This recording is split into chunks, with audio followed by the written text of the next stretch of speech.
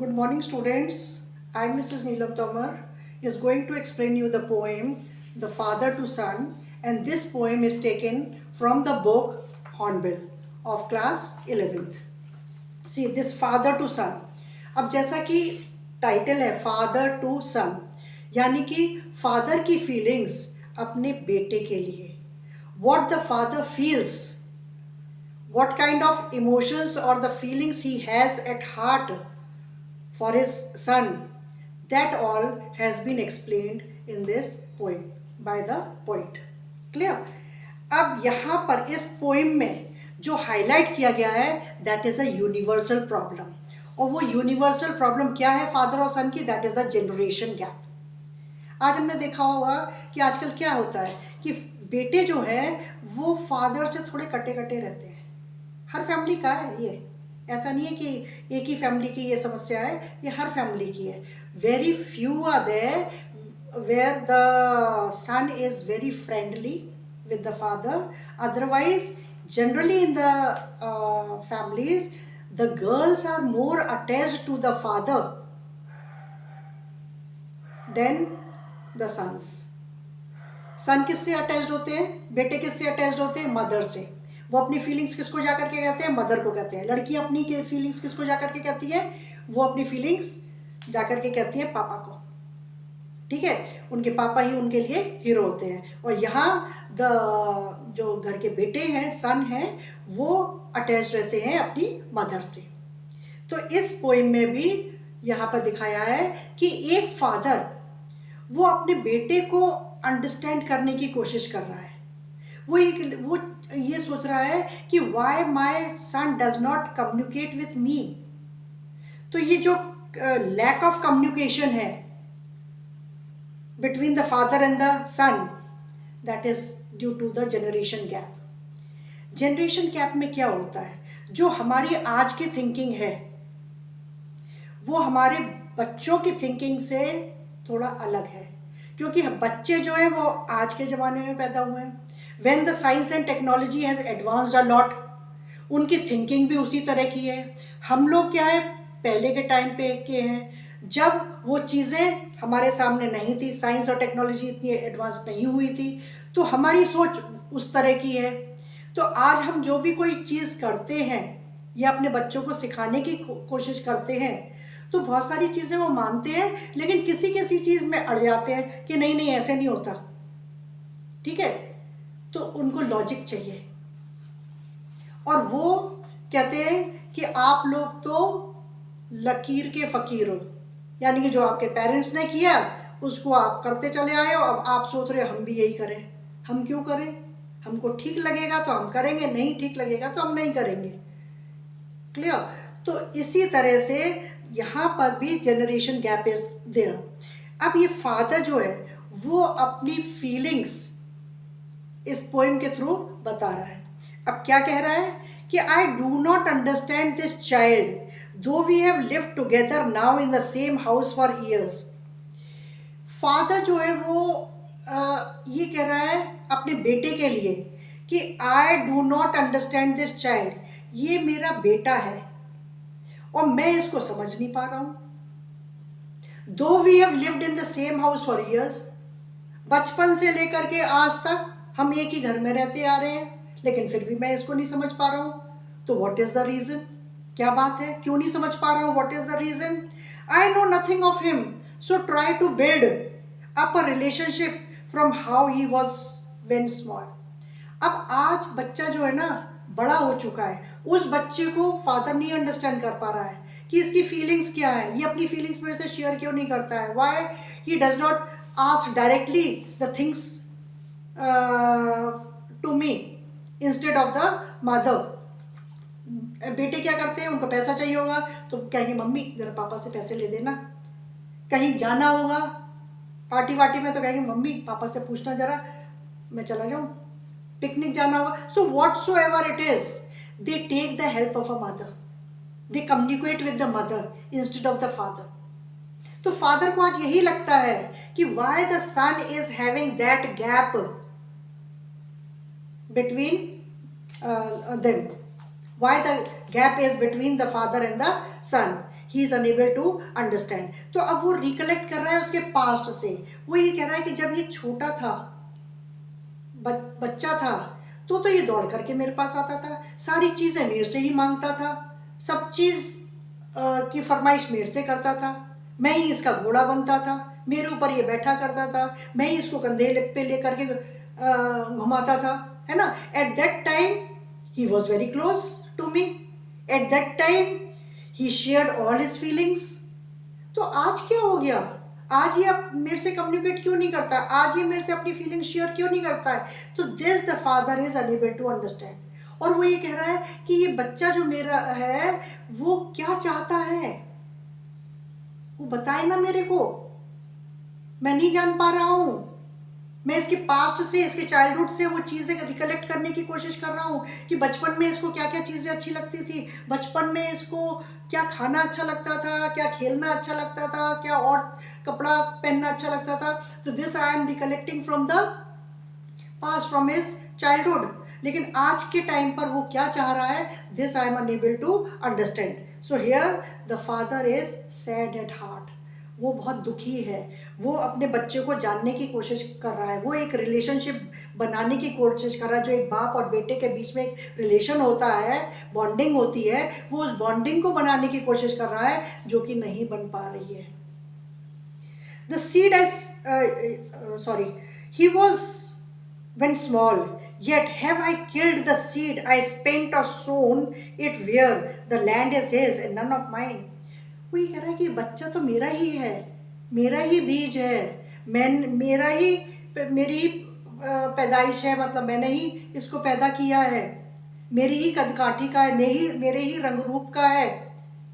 फिर विचारों से, थिंकिंग से क्यों अलग, इतना डिफरेंट क्यों है? ये घर भी उसका है, ये पैसा जायदाद सब कुछ उसकी है, एवरीथिंग इज हिज। फिर ये बाहर क्यों रहता है, बाहर की तरफ क्यों भागता है?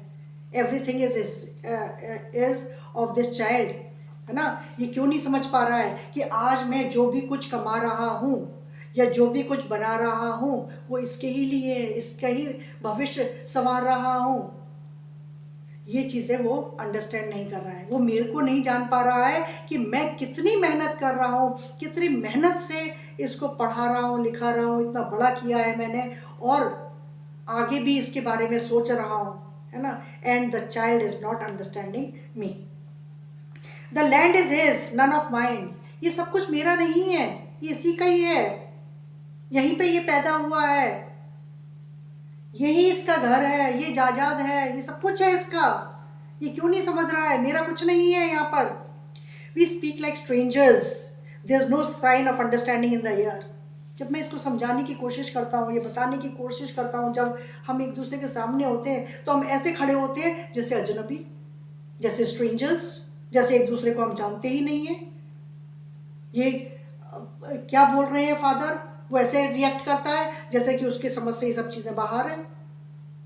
ठीक है, तो whenever they are conversing with each other, at that time the understanding is not there. ना फादर उसकी फीलिंग्स को अंडरस्टैंड कर रहा है और ना ही सन फादर की फीलिंग्स को।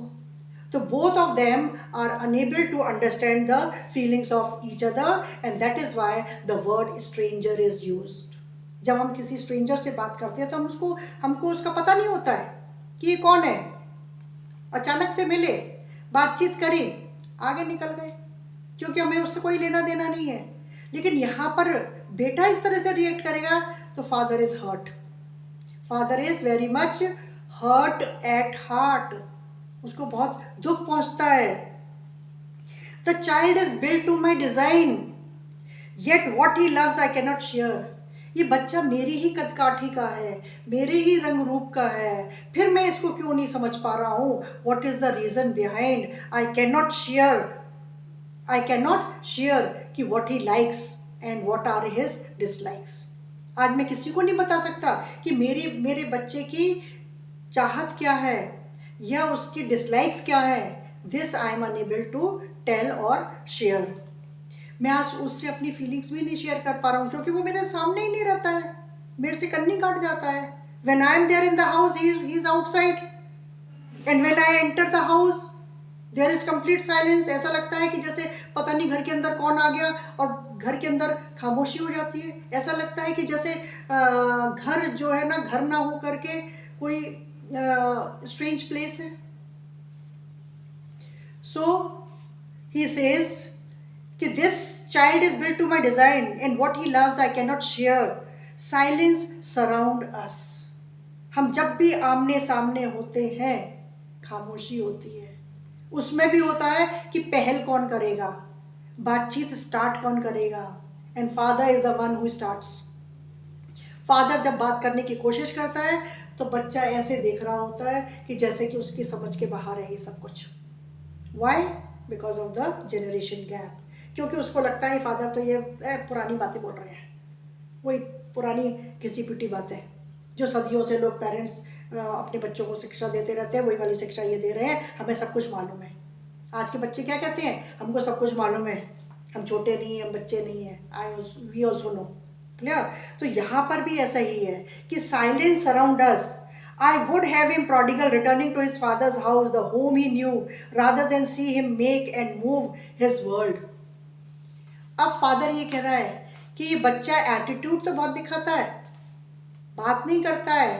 ये इसको ऐसा लगता है जैसे कि मैं फिजूल की बातें कर रहा हूँ, लेकिन जब इसको पैसे चाहिए होते हैं तो ये मेरे ही पैसे इस्तेमाल करता है.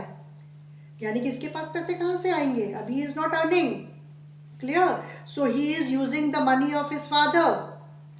और वो पैसा जो उसके फादर की हार्ड अर्नड मनी है, वो उसको क्या कर रहा है? फिजूल खर्ची कर रहा है. उसकी फिजूल खर्ची बाहर जाकर के उड़ा रहा है दोस्तों में, है ना, और उड़ा रहा है पैसे दोस्तों में, और जब खाली हाथ हो जाता है तो घर वापस आ जाता है.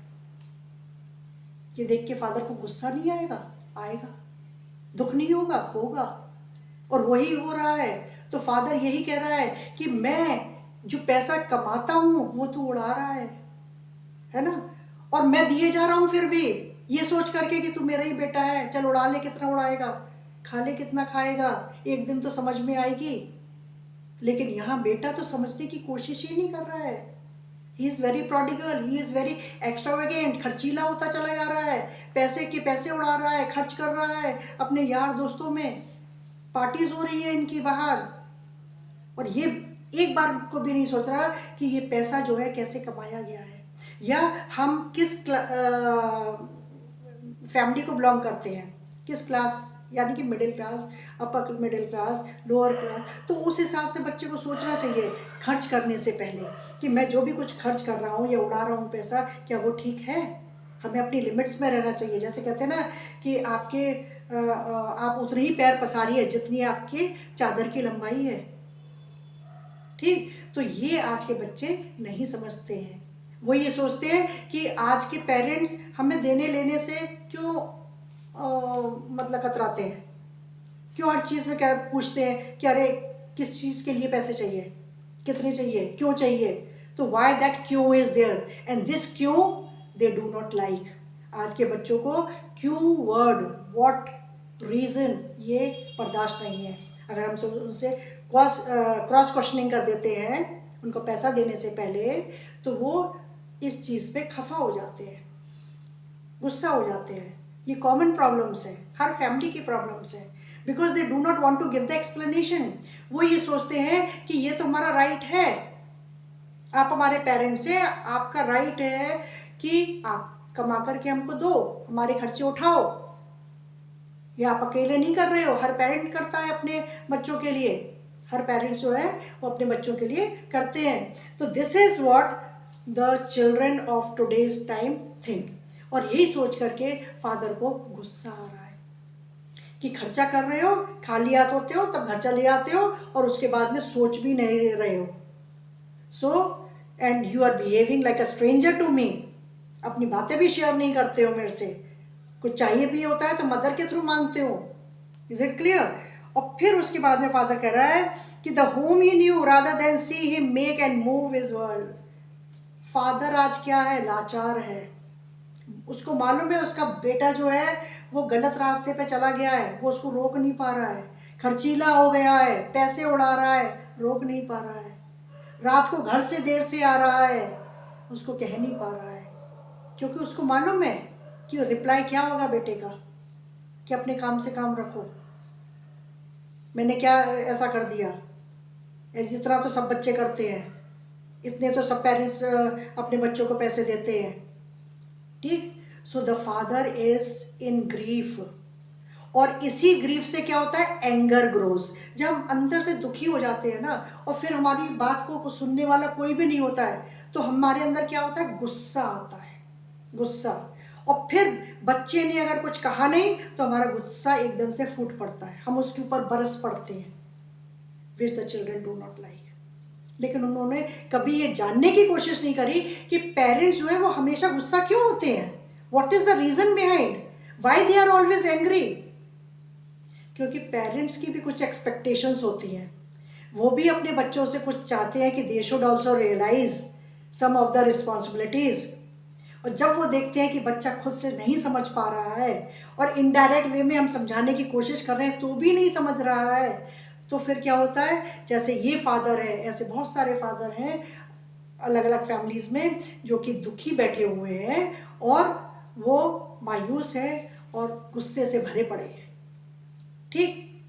अब ये फादर यहाँ पे और क्या कह रहे हैं कि the son is returning to his home, बेटा जो है घर वापस आ रहा है, खर्चा करने के बाद में, पैसे उड़ाने के बाद में, मैं फिर भी तसल्ली कर रहा हूँ कि कम से कम इसको अपना घर तो याद है, रात को घर तो लौटाता है, कहीं ऐसा ना हो मैं डांट दूँ इसको, टोकूँ ज़्यादा, तो कहीं ये दूसरी अपनी दुनिया बाहर ही ना बसा ले, अपना घर कहीं ये बाहर ही ना कर ले, ठीक है, ये घर छोड़ के ना चला जाए। So this fear the father is having at heart, इस तरह का डर फादर के अंदर है। तो वो ये सोच करके आज चुप है, ये सोच करके उसके अंदर ग्रीफ है, सैडनेस है, और उसके अंदर एंगर है कि बच्चा मेरा समझ नहीं रहा है। लेकिन फिर भी वो तसल्ली कर रहा है कि बच्चा जो है वो कम से कम रात को घर वापस तो आ रहा है, daily is coming to his house instead of making his own house at outside. वो अपनी दुनिया अगर बाहर बना लेगा, घर छोड़ जाएगा, तो it will be a very sad thing for the father, very shocking thing for a father, ठीक है, जो वो बर्दाश्त नहीं कर पाएंगे। तो आज वो उसके खर्चे को बर्दाश्त कर रहे हैं, आज उसकी वो बदतमीजियों को बर्दाश्त कर रहे हैं, ये सोच करके चलो मेरा ही बेटा है, एक ना एक दिन रास्ते पर आ जाएगा, है ना, पैसा तो कुछ नहीं आज खर्च किया, कल और हम कमा लेंगे और आ जाएगा, है ना, बच्चे को कम से कम ये घर तो याद है, घर तो लौट करके आता है, इसी में ही उनको तसल्ली है कि that he is not shaping his own world outside, वो अपनी दुनिया बाहर नहीं बना रहा है, ये सोच करके ही उनको तसल्ली है, और वो उसको पैसा दे देते हैं। I would forgive him too, shaping from sorrow a new love. आज फादर जो है उसकी हर करतूत, हर मिस्टेक्स को माफ़ करना चाहते हैं, फॉरगिव करना चाहते हैं कि तुमने जितनी भी गलतियां करी हैं, जितनी भी बदतमीजियाँ करी हैं, जितनी भी फिजूल खर्ची करी है, मैं सब के लिए तुम्हें माफ़ कर रहा हूँ, ठीक है, लेकिन एक बार आ जा। Both are empty handed, father के भी खुले हाथ हैं।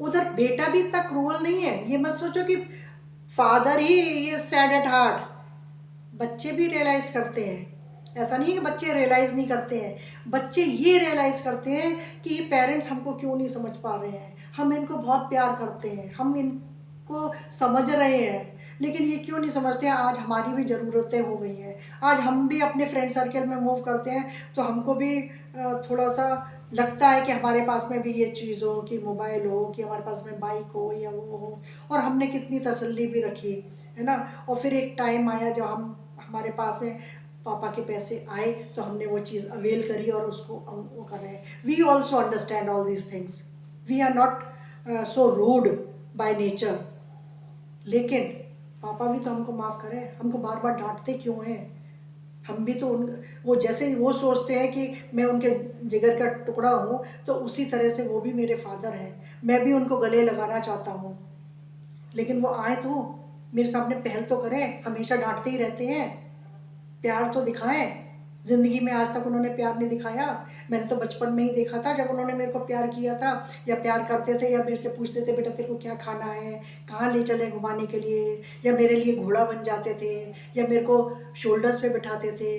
तो वो बच्चा भी सोचता है कि आप बचपन में तो मेरे को बहुत प्यार करते थे, बचपन में तो मेरी बहुत लाइकिंग्स और सब चीज़ों के बारे में मतलब अवेयर रहते थे, आज क्या हो गया। ठीक है, तो बच्चा भी जो है he is also longing to have to grasp his father's hands। वो भी अपने बाप के हाथ थामना चाहता है, लेकिन पहल नहीं कर पा रहे हैं। ईगो आ रही है, उधर फादर की ईगो कि मैं बड़ा हूँ, उधर बच्चे की ईगो कि क्यों मैं माफ़ी मांगू, मैं क्यों माफ़ी मांगू, आपका बच्चा मैं कोई बाहर का तोड़ना हूँ है। अपने बच्चे भी कोई माफ़ी मांगते हैं, वो तो आप बड़े हो, आप अपना बड़प्पन दिखाओ, फॉरगिव कर दो, गले लगा लो हमें।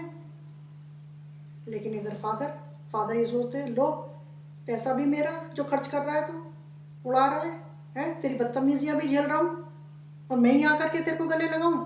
तेरा कुछ फ़र्ज़ नहीं है तू आकर के मेरे पैर छू, मेरे से माफ़ी मांग, देख मैं तेरे को गले लगाता हूँ कि नहीं। तो दोनों के अंदर डिज़ायर है एक दूसरे को माफ़ करने की, ठीक, लेकिन पहल नहीं कर पा रहे हैं। वहीं पर एक दरार आ जा रही है, एक लाइन आ जा रही है, और वो लाइन जो है ना, वो उनकी ईगो है फादर की, या बेटा जो है वो भी आगे नहीं बढ़ रहा है।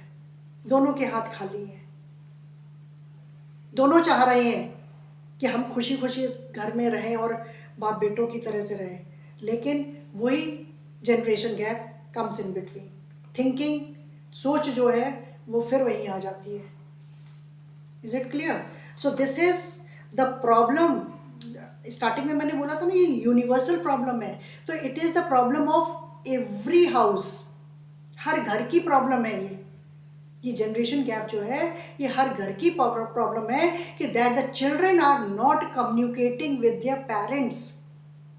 ठीक है, और वो लोग अपने फ्रेंड सर्किल में इतना टाइम डिवोट कर देते हैं, बाहर इतना टाइम डिवोट कर देते हैं, लेकिन 5 मिनट के लिए भी अपने पेरेंट्स के पास में आकर के नहीं बैठते हैं और न ही उनकी सुनते हैं। अगर आप पूरे दिन के बाद में अगर 10 मिनट के लिए अपने फादर के पास या अपनी मदर के पास में बैठो, उनसे अपने पूरे दिन की चीज़ें शेयर करो, तो उनको कितना अच्छा लगेगा, ये प्रॉब्लम्स ही सॉल्व हो जाएंगी। तो आज की जो ये प्रॉब्लम्स हैं, वो यही प्रॉब्लम्स हैं कि that the children are going away from their parents, they are busy in their own world. हमारी साइंस और टेक्नोलॉजी इतनी ज़्यादा एडवांस हो चुकी है कि बच्चे जो हैं वो लेटेस्ट टेक्नोलॉजी में लगे हुए हैं। आज मोबाइल्स हैं तो मोबाइल्स में लगे हुए हैं, मोबाइल्स में जोक्स पढ़ करके खुद हंस लेते हैं, लेकिन उनको ये नहीं होता कि वही जोक बैठ करके घर में सुनाएं तो सब हंसे। उस जोक को पास कर देंगे, पास ऑन कर देंगे, फॉरवर्ड कर देंगे एक दूसरे के मोबाइल पे, लेकिन बैठ करके सब हंसेंगे नहीं कि एक बैठ करके खाना खाएं और आपस में बातचीत करें जो पहले के टाइम पर होता था। और पेरेंट्स क्या है, पेरेंट्स यही चाहते हैं, पेरेंट्स की सोच वो पहले वाली है कि हमें एकजुट रहना है, सब साथ बैठ करके खाएंगे, सब साथ बैठ करके कम्युनिकेट करेंगे, एक दूसरे की फीलिंग्स जानेंगे, एक दूसरे ने आज दिन भर में क्या किया वो शेयर करेंगे। तो देखो खुशहाल फैमिली रहती है, हैप्पी फैमिली होती है वो, है ना। लेकिन आज the things are not like that, that is a generation gap. So this is a very beautiful poem which has been written by Elizabeth Jennings, and I think you must have also liked it। और बच्चों लोग जो ये इसको सुन रहे हैं, उनसे मैं अपील करती हूँ कि अपने पेरेंट्स को इग्नोर मत करो, ठीक है। वो सब कुछ है आपके लिए, आपको ये रियलाइजेशन बहुत बाद में होगा, लेटर एज में होगा, है ना। जब पेरेंट्स नहीं रहते हैं ना, तब उसके बाद में रियलाइज़ होता है कि काश हमने अपने पेरेंट्स को कुछ खुशी दी होती, लेकिन उनके जीते जी अगर आप उनको खुशी देंगे तो कितना अच्छा होगा। This is my request to all the children. Thank you. और अगर मेरा वीडियो अगर अच्छा लगता है, please do not hesitate to like it and also subscribe. कोई प्रॉब्लम है, कोई आपको लगता है कि the things are not clear to you, तो do comment on my channel. Okay, thank you.